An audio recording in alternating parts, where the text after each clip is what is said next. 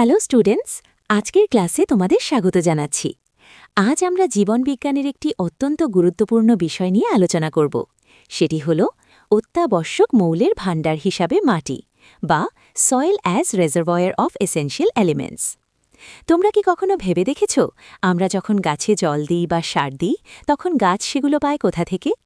উদ্ভিদের বৃদ্ধি ও বিকাশের জন্য প্রয়োজনীয় বেশিরভাগ পুষ্টি উপাদান কিন্তু এই মাটি থেকেই সরবরাহ হয়। মাটি আসলে বিভিন্ন ধরনের খনিজ পদার্থের একটি ভাণ্ডার।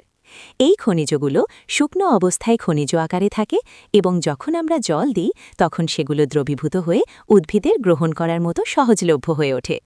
চলো এবার দেখে নিই উদ্ভিদের জীবনে মাটির প্রধান ভূমিকাগুলো কি কি। এখান থেকে কিন্তু পরীক্ষায় ৩ বা ৫ নম্বরের প্রশ্ন প্রায়ই আসে। প্রথমেই আসে পুষ্টি সরবরাহ। মাটি উদ্ভিদের জন্য নাইট্রোজেন, ফসফরাস, পটাশিয়াম, যাকে আমরা সংক্ষেপে এনপিকে বলি, সালফার, কপার, জিঙ্ক, লোহা এবং ম্যাঙ্গানিজের মতো জরুরি উপাদানগুলো যোগান দেয়। এগুলো ছাড়া গাছ সুস্থভাবে বেড়ে উঠতে পারে না। দ্বিতীয়ত হল জল ধারণ ক্ষমতা। মাটি কেবল জল ধরে রাখে না, বরং প্রয়োজন অনুযায়ী সেই জল উদ্ভিদের শিকড়ে পৌঁছে দেয়। তৃতীয় পয়েন্টটি হল বায়ুপ্রবাহ। মাটির কণার ফাঁকে ফাঁকে যে বাতাস থাকে তা উদ্ভিদের শিকড়ের শ্বসন প্রক্রিয়ার জন্য বায়ুর প্রবাহ নিশ্চিত করে। চতুর্থত জীবাণু সংরক্ষণ। মাটিতে অনেক উপকারী ব্যাকটেরিয়া এবং অণুজীব থাকে, যারা মাটির পুষ্টি উপাদানগুলোকে উদ্ভিদের গ্রহণ করার উপযোগী করে তোলে।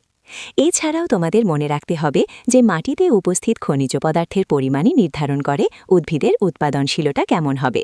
অনেক সময় মাটিতে পুষ্টির অভাব হলে আমরা প্রয়োজন অনুযায়ী বাইরে থেকে সার প্রয়োগ করি।